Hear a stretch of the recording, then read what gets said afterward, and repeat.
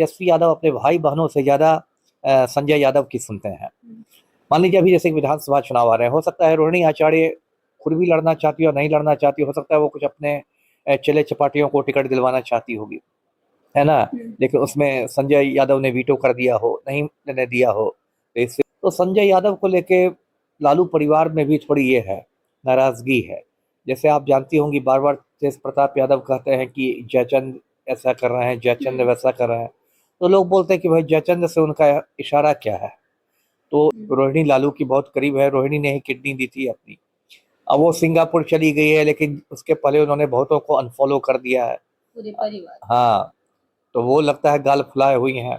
यदि तेजस्वी ने नहीं ये किया तो दूरगामी परिणाम हो सकता है, पार्टी टूट भी सकती है ना। जैसे आपने देखा रामविलास पासवान के जाने के बाद लोजपा टूट गई, चाचा और भतीजा के रास्ते अलग अलग हो गए, तो कल को पार्टी टूट भी सकती है। इन दिनों लालू परिवार में जो है कुछ खटास दिख रहा है। रोहिणी आचार्य और तेजस्वी यादव के बीच कुछ न कुछ बातें चल रही, इसी को लेकर हम बात करेंगे। हमारे साथ हैं पूर्व आईपीएस अमिताभ कुमार सर, क्या कुछ कहेंगे सर? जी सही है, अभी लालू परिवार सुर्खियों में है और जो लालू के बाल बच्चों में ही आपस में रस्सा कशी चल रही है, तनातनी चल रही है।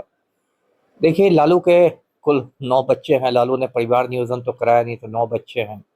उसमें 4 जो बच्चे हैं वो आप कह सकती हैं कि सक्रिय राजनीति में हैं। तेज प्रताप, तेजस्वी, निशा भारती और रोहिणी आचार्य, ये 4 मतलब सक्रिय राजनीति में है, चुनावी राजनीति में है, और इसलिए रस्साकशी भी ज़्यादा इन्हीं के बीच ही होती है।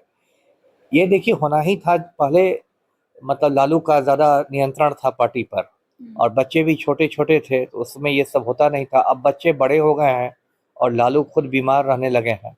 जब से किडनी का प्रत्यारोपण हुआ है, किडनी बदली गई है, तब से और ज़्यादा बीमार हैं।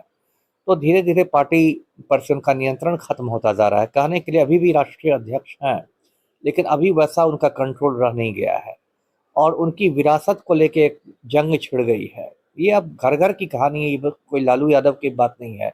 सामान्य घरों में भी मान लीजिए पिता बीमार होते हैं या गुजर जाते हैं, तो उनके बेटों में, बाल बच्चों में ज़मीन को लेके, संपत्ति को लेके विवाद हो जाता है, मुकदमेबाजी हो जाती है, बहुत सारी चीज़ें होती है। ये मतलब घर घर की कहानी है।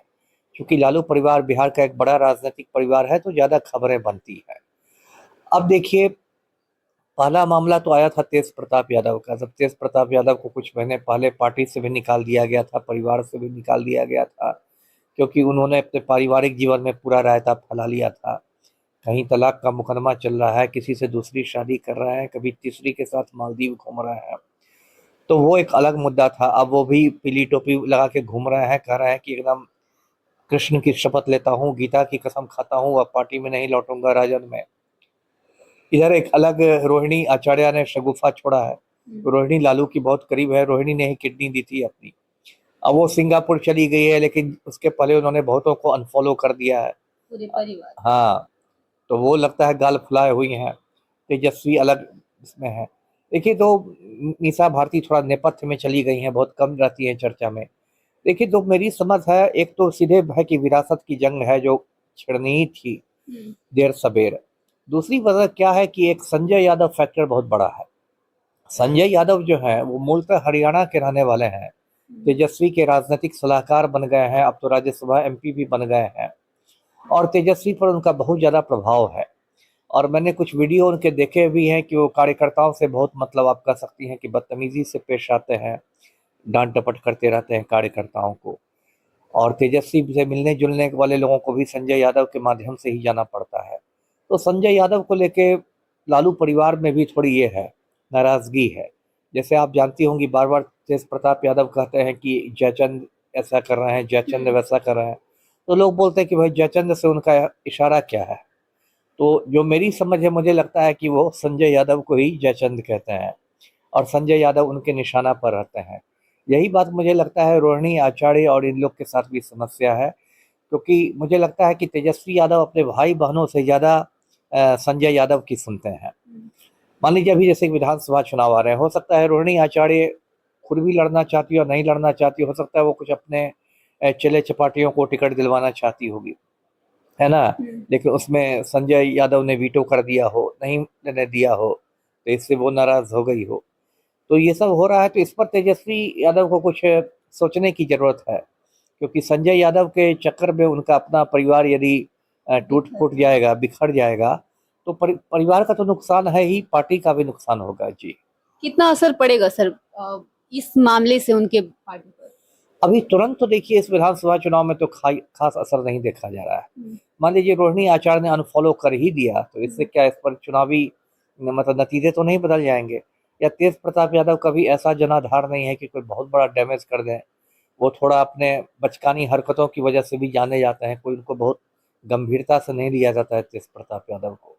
तो ऐसे तो अभी इस चुनाव में मुझे कुछ खास असर नहीं दिखाई दे रहा है, लेकिन इसके मतलब दूरगामी परिणाम हो सकते हैं। यदि तेजस्वी ने नहीं ये किया तो दूरगामी परिणाम हो सकता है, पार्टी टूट भी सकती है ना। जैसे आपने देखा रामविलास पासवान के जाने के बाद लोजपा टूट गई, चाचा और भतीजा के रास्ते अलग अलग हो गए, तो कल को पार्टी टूट भी सकती है। ये सब तो मतलब अगर ऐसे हम देख सकते हैं कि राजद से एक और पार्टी निकल के आई है तेज प्रताप यादव की, तो वैसे ही क्या रोहिणी आचार्य भी आगे चल के पार्टी बना बिल्कुल सकती है? बिल्कुल, यह हो सकता है कि तेज प्रताप और रोहिणी की एक अलग पार्टी बन जाए, क्योंकि इस मामले में अभी जो रोहिणी आचार्य ने सबको अनफॉलो किया, तो उस पर तेज प्रताप ने रोहिणी के पक्ष में बयान दिए। तो हो सकता है तेज प्रताप और रोहिणी का एक अलग ग्रुप बन जाए। तो ये जो हो रहा है ये परिवार के लिए तो थोड़ा अच्छा नहीं है, मतलब किसी सामान्य परिवार के लिए भी अच्छा नहीं है। कैसे भाई बहनों में फूट हो जाए और लोग आपस में लड़ने लगे, तो अच्छी बात नहीं है। जी।